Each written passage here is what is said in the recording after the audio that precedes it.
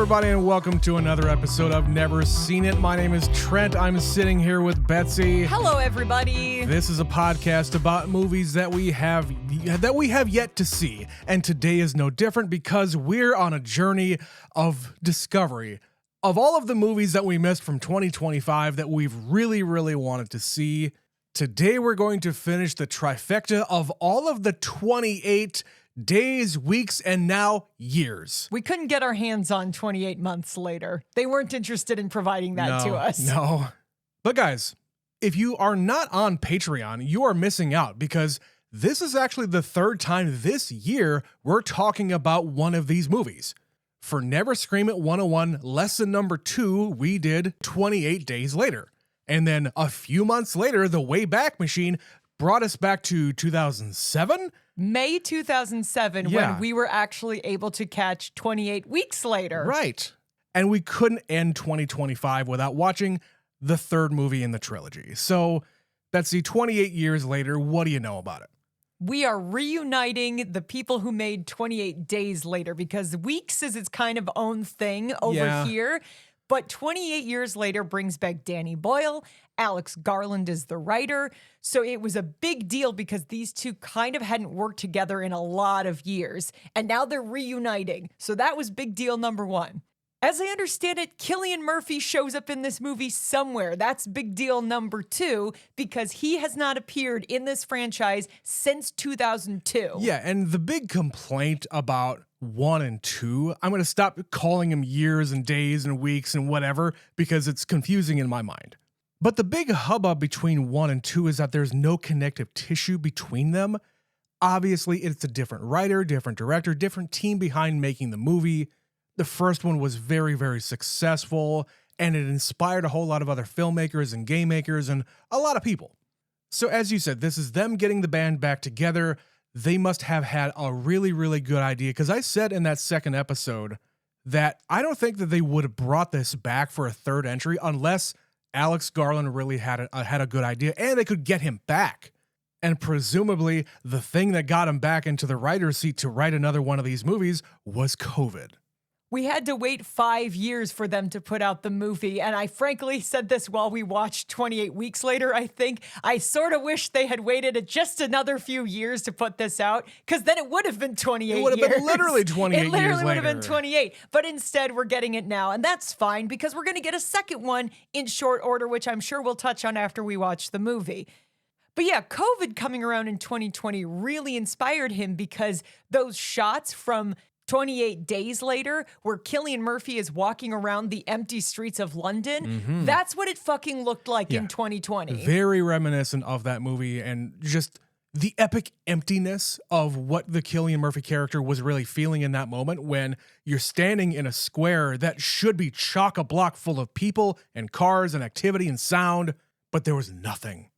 So as far as this movie is concerned, what do you know about the plot? Is there any other connective tissue? Where are we physically? Do you know anything? Well, my assumption is they're finding a way to tie together 28 days and 28 weeks because at the end of 28 days, it ends sort of ambiguously. We don't know what's going on in the rest of the world. Yeah. We assume it's kind of isolated to England. They're talking about, oh God, the rest of the world has abandoned us because we can literally see a plane in the sky flying around like it's nothing. And they're just living their lives and we're here in this kind of a world. And at the end of 28 weeks later, we see the zombies have finally gotten into Paris. Yeah, they got through the channel. They are on the mainland. They're in Europe, which means it's inevitable that it has spread throughout the world. So the vibe I get from 28 years later is now it's global. We have done this across the world. Maybe I'm wrong. Maybe we're ignoring the events of weeks later and we're still just isolated to England. I couldn't say for sure.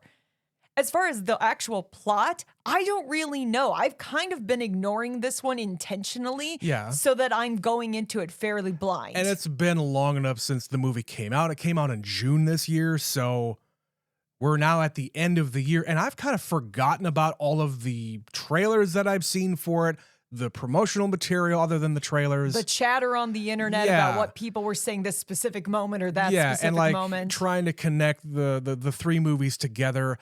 I kind of don't remember anything other than the fact that Ray Fiennes is in the movie. Yeah, I know Ray Fiennes. I think Aaron Taylor Johnson might be in this. Don't even know who that is. And Jodie Comer. Don't know who that is either. Those are the people that I know are in the movie. I know the director and the writer. And then as far as what happens, I'm not really sure. I know there's a whole lot of military people with like long guns and they're very, very trained. That's what I remember from the trailer. So presumably we're going to get a lot more, I guess you could call it action, which is kind of what the second movie really brought in that the first one didn't have. But we also have people who seem to be surviving using fucking bows and arrows. So I don't know, it's going to be a lot of different people coming together, and I think that's really what I'm hoping for here.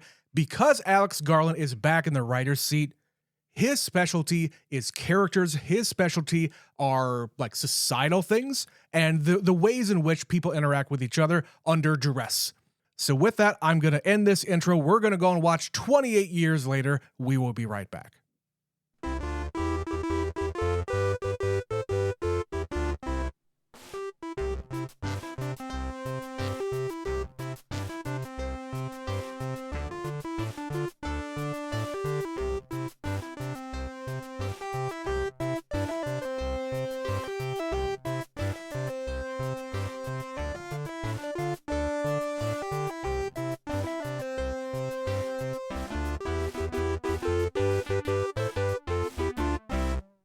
And we are back. 28 years later, Betsy. A long time coming in the pantheon of zombie movies. A lot of fans of these movies.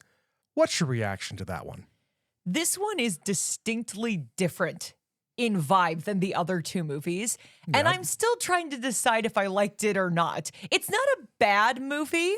I think it's actually quite a good movie, but I think I'm just so conditioned to be thinking it's going to be what the other ones were that I wasn't ready for this to be just a slow burn family drama emotional story. See, I knew it was going to be very different than the other ones, and I knew it wasn't going to have any kind of connection to the other movies and whatever else that we already said. But I'm sorry, I just can't get behind this one. You didn't like it? It's not that I disliked it, it's just...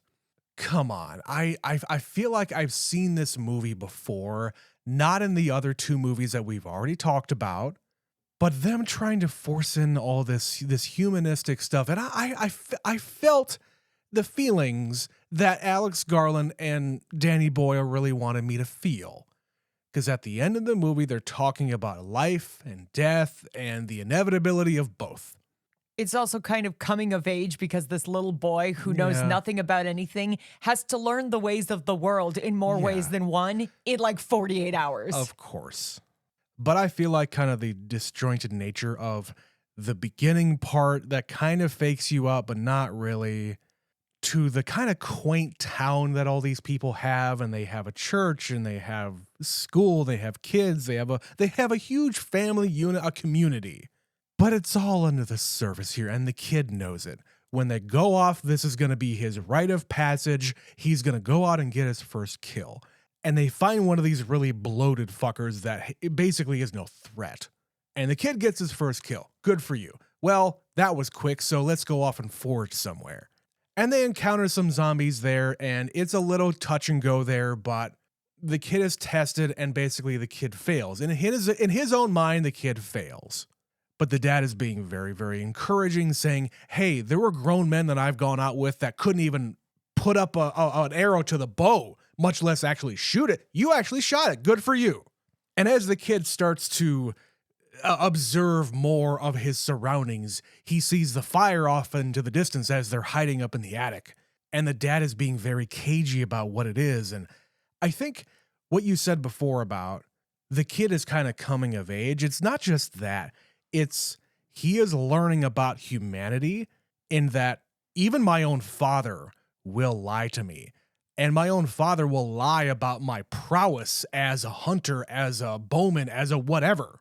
That's really what I think this movie is about. It's the kid really realizing whatever it is that they're trying to teach me about the community and the world and how to be a man and everything, all that is fucking bullshit. And maybe I should have expected this to be a coming-of-age zombie movie. Because I knew there was definitely more of an emotional element to it. Like, that's the piece I did remember. Something about this bone graveyard, something about the phrase memento mori. I didn't know what it meant. I didn't have the context for all of it. And they really fake you out in the trailers by showing the military guys, by showing the bows and the arrows, by showing little bits and pieces here and there.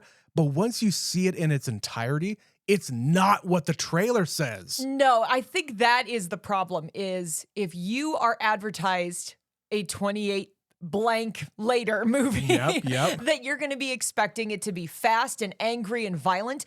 And it's because not that, the other ones are. And it's not that it wasn't that. It definitely was. Like, there are moments throughout this entire movie where I am waiting with bated breath. I have such anxiety. I feel the knot in my stomach. I am waiting for something bad to happen. There is such a sense of impending doom whenever they're on the mainland and they're just waiting and it's dark and you hear sounds in the forest. I know these kinds of movies, something is going to come out and get them, whether it's slow or fast, it doesn't matter. Yeah, and one of the hallmarks of the first two movies are the really, really quick cuts and the frantic nature of these infected humans.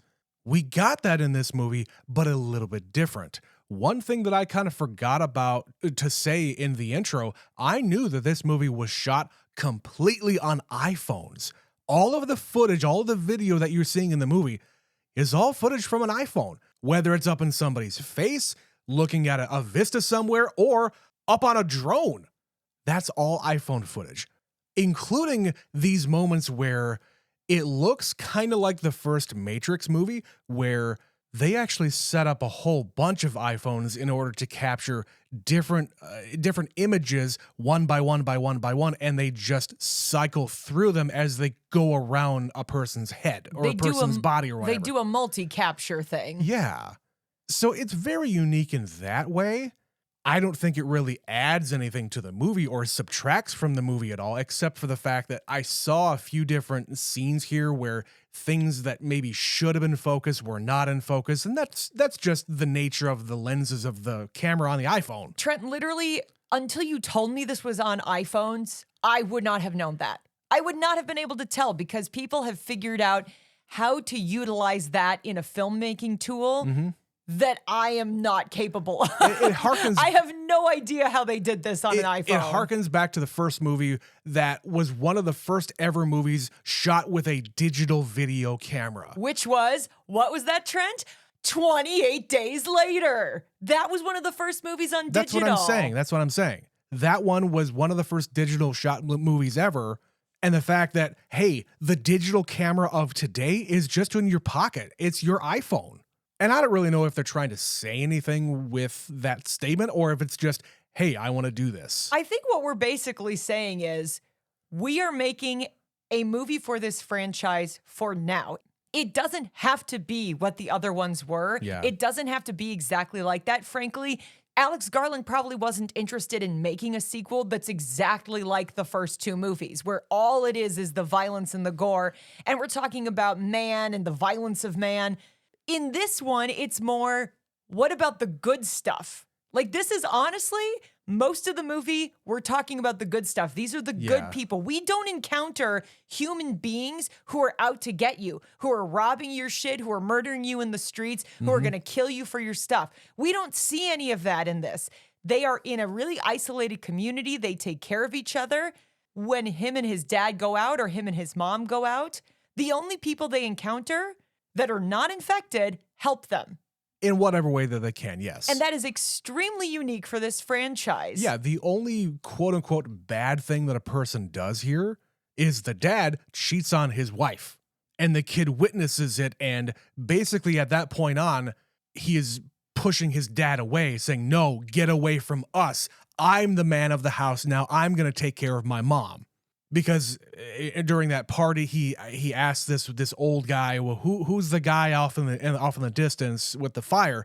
Well, that's Dr. Whatever, and he used to be my general practitioner, and now he went a little kooky. And because the kid, isn't educated enough, he hasn't experienced the world, and their community doesn't have any real doctors, Maybe he thinks to himself, well, doctor means cure. My mom is sick and I need a cure for her sickness. Ergo, I need to see a doctor. That is the only doctor we've ever encountered. I need to go and bring my mother to him. There is something so innocent about this kid because they bring it up a few times. He doesn't know what a Frisbee is. He doesn't have the Sure. internet. He's never seen an iPhone. He doesn't understand that girls look like that guy's girlfriend. Oh, such he a thinks great she's funny having moment. an allergic reaction to shellfish. He is so sheltered from what we know as the world. Yeah. He doesn't even understand cancer. When his mom gets this diagnosis, she knows immediately, I figured that's what it was, but I didn't know how to tell you. Yeah, and there's a lot of stuff that the kid wasn't privy to because the conversations were not had with him. Right. And so when he finds out it's cancer, he doesn't know that there's no way to cure her. He just figures, what do I have to do? I'll go out into the wilderness. I'll go to the hospitals. I'll find the medicine to cure my mom. He is so determined that he can do it, that he can help her. But he's so sheltered, he doesn't realize he can't. He's so young, he hasn't been exposed to other kinds of death, other than the way that everybody seems to die, which is by the hand of the infected. And I think if there's anything good about this movie that I really enjoy, it is those sentimental moments at the very end with Ralph Fiennes, where he says, there are many kinds of death. Some are better than others. And it's this really, really somber moment here where they drug the kid and just to get him to calm down because he's realizing his mother is going to die and die fairly soon. And there's nothing he can do about it. And there's nothing that anybody can do about it. And the mother then decides on her own to tell Ralph Fiennes, okay, I'm ready to die suddenly.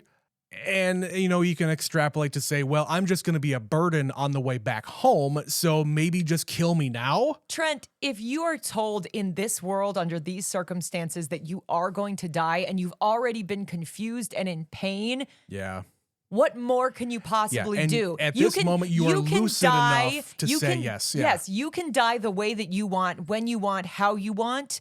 You're going to take that opportunity. And do it as painlessly as possible and not be ripped apart by infected. Because that's probably what would happen if they tried to get her back at this point. That's what I meant. She's going to be a burden on the way home, and she doesn't want to have her enfeebledness be the cause of her son's death. So it's those moments here that I did enjoy, but they waited until the end of the movie to get there. I don't think that on the whole, the movie is really worth my time because the rest of it is really fucking slow. I think part of that also could be, Trent, that this is a part one. Maybe that's what's really gonna clinch it, is how you feel about it, is if you see the next part. Because clearly there's a bigger story here. They have said they want to do another trilogy. I think there's gonna be another one after the one that's coming out next month. Yeah, I feel like if I remember right, this is like both the end of the first trilogy and the beginning of the next trilogy. There's 2 more movies that are going to follow up this one. Yeah, so when you're looking at this one on its own, when it's not what you were expecting, when it's different from the other ones, it's the bridge. It's a little bit more difficult to define. And without the extra context of the next movies, I don't really know how this plays into the future. Yeah, I also feel like that portion of it was added on way after the fact. That they were going to do more? I don't think so. I think that this is really the way Alex Garland wants it to be because he's a meticulous guy. The way he writes movies, I don't think he would have written this without a fucking plan. I don't know. But as I'm sitting here right now, I don't think that I want any more of this. I think I honestly do not think that there's anything more out of this world that I can squeeze. But I could be wrong. Alex Garland is a very talented writer, and if Danny Boyle is up to it, I like the way the movie looks. I like the way it's made, but I just feel like I've seen this story before. But I know we got a lot more to talk about. Let's take a quick break for a word from our sponsor. We'll be right back to talk more about 28 Years Later. What's the matter, Billy? You look bored just sitting there clicking that pen. Well, Becky, I've already listened to this week's episode of Never Seen It, and there's nothing left for me to do. Guess I'll just sit here and click this pen until next Sunday. Wait, Billy, what if I told you that the Never Seen It crew puts out 4 other shows every month? 4 shows? How do I get those? It's easy. Just go to patreon.com/neverseenitpod, and for $5 per month, you get access to all their extra content. Wow, that sounds a whole lot better than clicking this pen. It sure does, Billy. It sure does.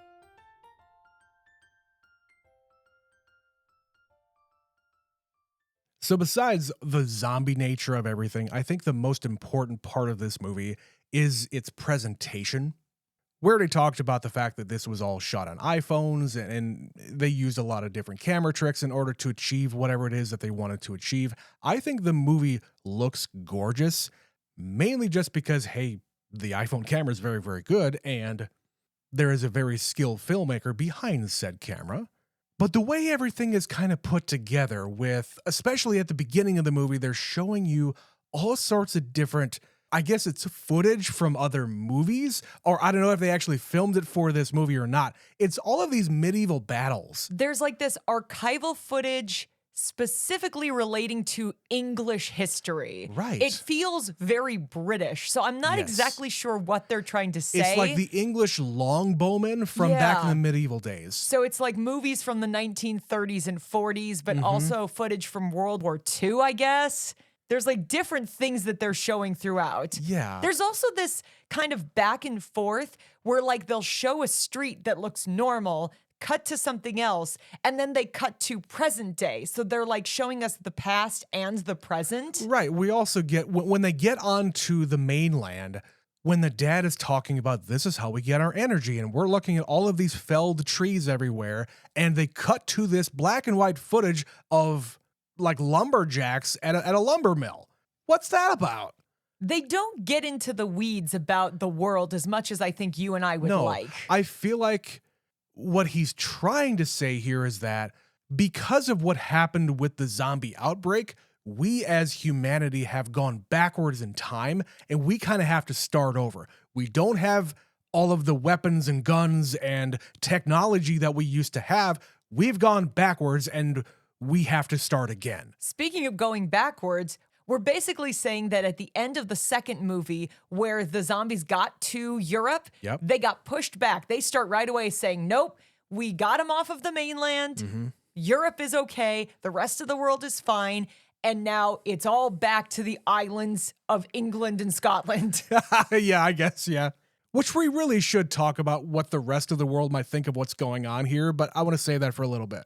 But going back to what you were saying about how the movie looks, this is another filmmaker who enjoys the tangible because these are all like real sets, real places. If there is a lot of special effects that are digital, the only time I noticed it was like the animals. When Yeah, we have it's just that the overhead animals. shot of all the deer running through the forest, yeah, that's fake. I get that. And the other callback to the first movie with all the rats Yeah. running away. And they do that a lot. Like the animals are terrified of these zombie infected. Yeah. They are constantly, there's birds, there's rats, there's a lot of animals that do a lot of running as a group away from the infected. But other than that, it's a lot of practical effects. There are some fucked up zombie things that happen where they're ripping people's spines out. You were like, it's the finishing move from Mortal Kombat. Yeah, the alphas are performing fatalities on these other bodies by ripping out the fucking head and the spine altogether. Yeah, there's God. faces being ripped apart. There's a lot of bloody gore. And there's also some continuity with the zombies themselves because this is 28 years later. None of the infected are wearing clothes, which is totally consistent if you are not a newly infected person. Yep.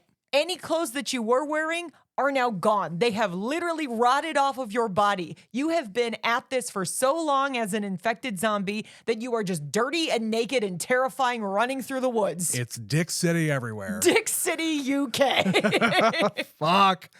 Okay, and I have to ruin everybody's good time here. When I read this in the IMDb trivia, I said to Betsy, I don't know if I like this or I'm upset by this, but apparently none of those dicks are real. They're all prosthetics. Right, but they didn't do it digitally. They did prosthetic dicks. That's what I'm Yeah. saying. They're tangible dicks. Yes. They're not real, but they're real. You know what I'm saying? Seriously, I don't think I've seen so much fucking hanging dick everywhere since I was watching the Jackass movies. But I appreciated that we are consistent with the timeline. We know Yeah. that, okay, if you got infected and then you just keep living, this is what would happen. You would just be a group. But they do have some continued lore with this idea of the alpha. That is introduced in this movie in a way that it hasn't been in the rest of them. Right, that is a new wrinkle to this world where, like in I Am Legend, there is a leader amongst the group, and there is some kind of dynamic there with, I think they call him Samson. I think maybe he's the father of that baby. I don't know, what do you think about that? I did have that inkling where he kind of picks that woman up who was Yeah. pregnant and had the baby. Yeah. And then reacts in a way that it's like, okay, are there deeper thoughts and feelings in this big guy? Yeah. And they'll probably explore that in the next one. And I don't know if I like that or not, because I think you and I touched on this when we talked about one of these other movies. The fact that we watched The Walking Dead for many, many years. Mm-hmm. And it used to be fun, and then at a certain point, they're hinting that the zombies have feelings and thoughts. I'm like, And can talk. I don't want that. I don't want that at all. I mean, listen, that particular element, there's more to that we never explored. I don't care. We I didn't don't see care those to know. episodes. No. But the point was, that was about the time where we were like, I don't think I like this anymore. And No. that's kind of the concern that I have with this franchise is, do the zombies have thoughts and feelings because they're still people and they can procreate in a way that is like intentional, like you are attracted and you have sex and you make babies? Like that doesn't seem consistent with what this virus is or does. Now, you could argue it's been 28 years and viruses mutate. Here's the deal, though.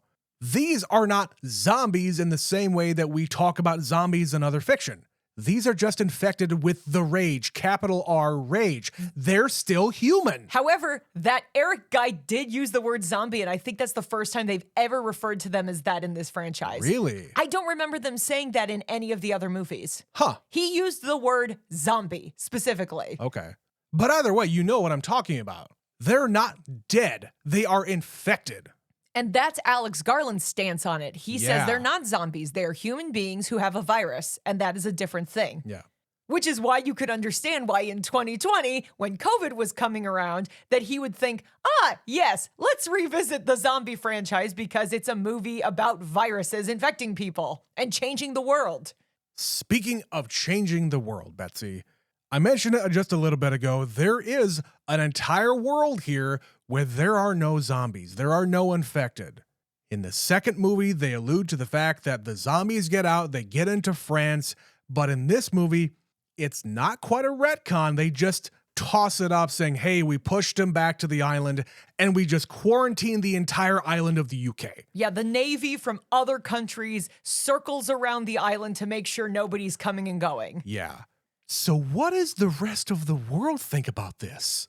In the second movie, it's the US Army who comes in and tries to maintain the situation and try to bring people back into the UK ever so slowly. Because there's a whole bunch of refugees, and we talked about in that episode on Patreon, these other countries don't want to have all these refugees in their country all the time. Maybe after that second try, they were like, well, this country is just fucked. So we give up. We give up. We're keeping them out of Europe and we're blowing the bridges and the tunnels and no one's getting off this island. And we're just going to leave it at that.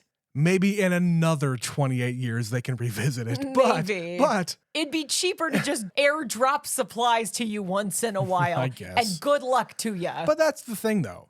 This community that we are introduced to, they're on a very small island that has some kind of farmland. They have some livestock. They have supplies. They're just kind of living their lives. They're on a smaller island next to the Yeah. big island. Yeah, and they can venture out onto this causeway to get to the quote unquote mainland in order to get energy, which is to say, hey, we can get wood that we can burn. And they can forage for supplies, medicine, whatever they need to, because there is a town right there. But are these people here by choice? Is there no way for them to contact the outside world? Is it just impossible for them to reach the rest of the world?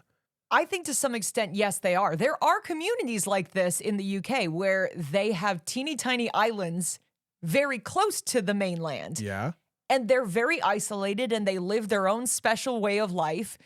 And they kind of don't interact with the rest of the world on a regular basis anyway. Zombie apocalypse or no.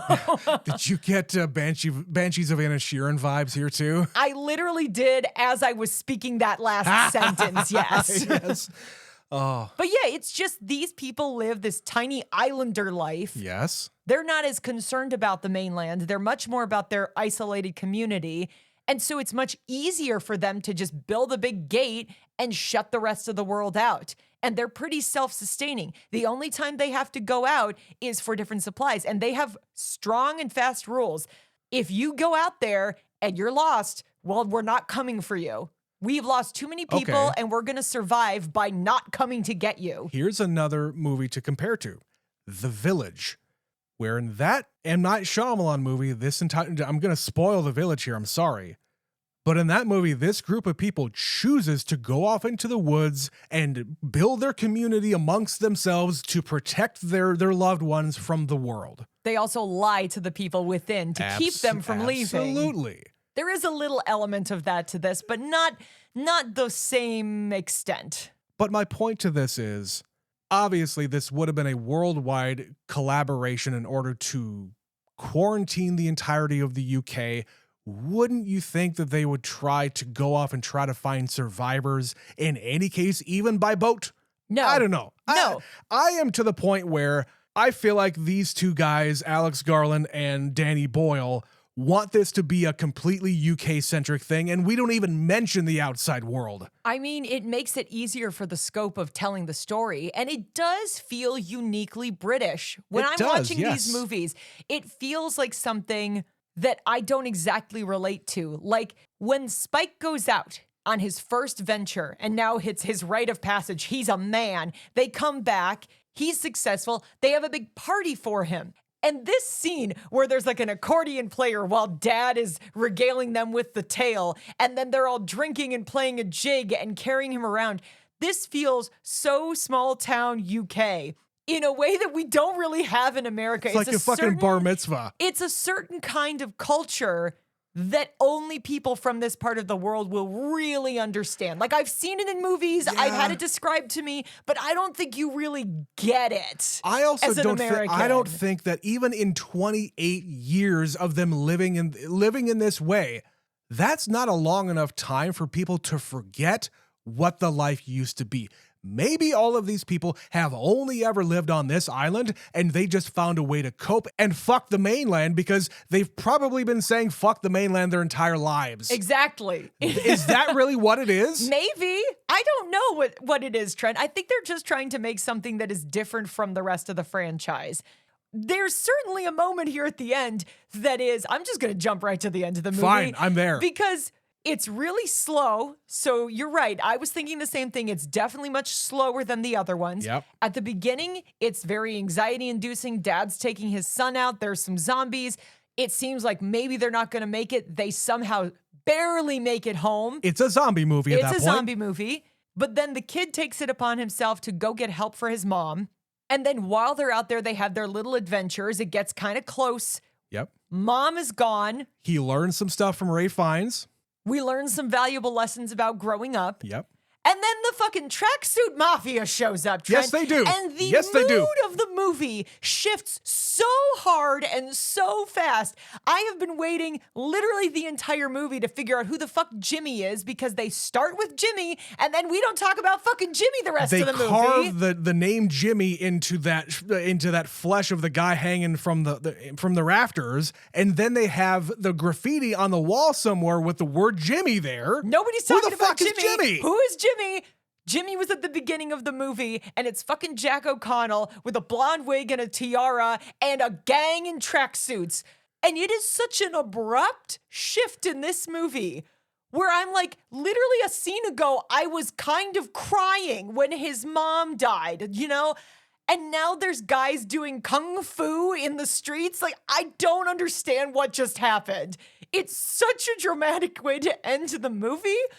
And it's clearly, you know, this is where we're going to go in the next one. But if this is where we're going to go, I'm very confused. Yeah, I think that right there is, I was very much borderline on whether or not I like this movie. And that moment right there just put me over to the edge to say, nah, you lost me, man. And that's why I'm saying, even if you didn't like this one, maybe you have to see the next one for it to make sense. I would hope a movie can stand on its own and that you don't need the extra context for this one to retroactively make sense. But I feel like sometimes there are just franchises that make the most sense when you get there. Well, if they're going to do this, and there's going to be another movie coming out in January that is going to be a complete continuation of this movie, it will be the first time that there's any kind of continuity, and maybe that's what this franchise has been lacking. I don't know what has been going on behind the scenes with Alex Garland and Danny Boyle and the studios and everybody involved in the production of these movies, but maybe it is literally just that. You needed to have some kind of continuity between 1 and 2 and 3 and 4 in order to have people really give a fuck. And I had said in the intro, oh, Cillian Murphy's in this. I was 100% convinced he was. No, I was wrong. He did produce the movie. Yeah, he's the executive producer. But I think it's the next one. It must be the next one. And I'll probably be wrong about that too. I think it is. He is somehow involved because they have spoken about this. They say they are trying to bring it back to that first one and actually tie it into what happened in that movie. We have so far, the only continuity is there is a virus. That's it. And every movie we see different groups and how they deal with it. But where the first one, we really get to see it's more about the people and how people do really shitty, bad things in that movie. To other people. The second one is this isolated family group who all makes bad fucking decisions that affect the rest of the country and the world. And this one is just, okay, this is life. This is the way it is. But we're going to follow this kid on his journey. Yeah, I think the scope is really what's different between all these movies. This is extremely small scope. Yeah, the first one started very, very small, and then we went very, very big with the entire country being in quarantine. We get other countries getting involved. The U.S. Army is there to watch the place, basically. And in this one, it is going all the way small again, even smaller than the first one, because we don't really have different groups of people meeting up. It's the one community and the one family that we are following within that community, the father, the mother, and the son. They have to venture off into the distance in order to find the other community to join, and it's Ralph Fiennes covering himself in iodine because apparently the virus doesn't like iodine. Or so he thinks. And he's just a normal guy. That is maybe the most surprising thing in the entirety of this fucking movie. You thought he was going to be off his rocker? Because everybody else said that. And he says, man, I've been waiting so long. I thought I was going to die by myself. And finally, I get to show people my bone forest. What the fuck, man? The Bone Temple. That's what the next one is called. It's called the Bone Temple. I know. But after so many years, I'm sure anybody would go a little bit nuts. Especially when you're by yourself. Yeah. Because that dude is just kind of alone. And he can't do anything else, so he has chosen to honor the dead. That is how he has chosen to live his life. He can't be a doctor to save lives anymore. So he's just like, you know what? We're going to take all these dead, they used to be people, and we're going to make a tribute to them. Yeah, he's basically making a monument to the dead. And again, this is where he talks about, hey, saying the Latin phrase for remember you must die and remember you must love. Memento mori. Yeah. He also cracks a Shakespeare joke that the kid does not get because, again, he's isolated. Alas, poor Eric. Alas, poor Eric. And the look on that kid's face, they're like, I don't get it. Oh, man. The only thing he's been taught his whole life is the world's a dangerous place. And you can't really joke. There's no jokes. This is all serious. But yeah, I liked Ralph Fiennes in this. I've heard a lot of people talking about his performance. Yeah. I expected him to show up a lot sooner. Oh, yeah. The way they were talking about it. But no, he's not there until like 2/3 of the way through the movie. And then he's got maybe 15, 20 minutes. And then he's gone. Thankfully, he didn't get killed off because I would have been really disappointed. I mean, we got pretty fucking close. I was like, I don't need to see Ralph Fiennes die in this horrible way. No. But I guess, I don't know, guys. That's where I'm going to end this one, unless you had anything else to say, Betsy. I mean, we should probably talk about Jodie Comer, his mom in this movie. Okay. I thought she was really, really good in this movie. I figured at the beginning when she's acting the way she is that she had a brain tumor. Something was up that was affecting her mood. And the way she manages throughout the movie to sometimes be coherent, sometimes be protecting her son. Like they have that moment where they're both asleep in this cathedral and the zombie comes and somebody stops this zombie from attacking her son. And we don't see who it is. Yeah, and immediately you don't know what it is, but then you actually are shown what happens. Mommy mode turned on and she's defending her son. And I don't even think she realized she was doing it. The way she is reacting to seeing that body, it seems like she suddenly remembers, wait, that was me. I did that. Because, of course, she hasn't had this brain tumor forever. She knows how to live in this world. The kid doesn't. But there's those moments where she's just, out in the field and her memory's getting all confused and she's thinking about something that happened with her and her dad. Yeah, there's even a moment there when they're in the flower field and somebody comes up behind her. She literally is picturing her dad. Yeah. She thinks he's there. Right. And because she's kind of like sitting on the ground, it makes her look like she's young, like she's a little girl. Yeah, it's a perspective thing. It makes her look like she's 7, like she thinks she's 7. I agree with you. I think she treated the situation with a deft touch, and especially at the very end when it all kind of comes out that, yeah, I kind of figured that there might be something going on, and I know that when I say these kind of kooky things, I realize I'm saying them, and it just happens. I can't control it. It doesn't make sense. I know it doesn't make sense, and there it kind of comes out that, yes, me and your father have talked about it, but I didn't know how to talk to you about it because you're my son and I didn't want to worry you. She kind of hoped someone else would do the job. Yeah. And no one did. There's also the scene where she is the one who encounters the infected woman having a baby. They showed her in the stream. We should probably talk about that. They showed this woman in the stream very, very pregnant. And you figure, oh, yeah, I guess that could happen. And you don't really think much about it. But then you hear screaming on this train and she finds her and she's in labor. And the way she just like calmly puts her hands up and instinctively helps this woman give birth. Yeah. Even though she's infected, it's that inkling of humanity that is still within this woman. I'm going to help you because I have done this and I know this is hard. So I'm going to hold your hands and catch your baby. And it's a wild scene because, of course, then she immediately snaps back into infected mode and tries to kill them. Of course. But the baby's not infected. But it had a baby. It had a baby. It had a baby, Betsy. And we don't have the details as to how that happened. Was she already pregnant when she got infected?